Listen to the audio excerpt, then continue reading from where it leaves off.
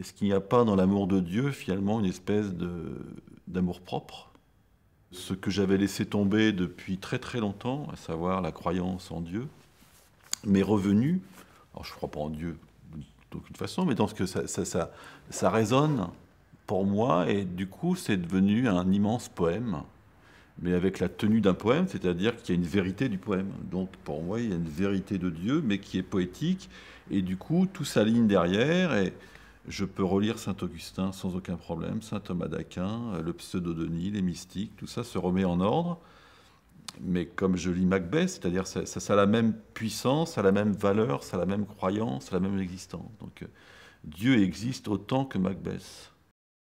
De Vitch, bah, elle refait le chemin, c'est qu'elle refait, elle se remet dans l'histoire de l'iconographie, de l'imagerie religieuse qu'elle reprend, et puis elle va au-delà en fait.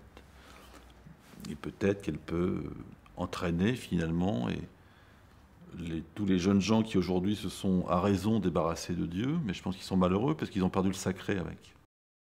Le message du film, j'emploie le mot message parce que je sais qu'il peut être compris, mais c'est un film profondément humaniste, profondément dans l'espoir et profondément dans la lumière.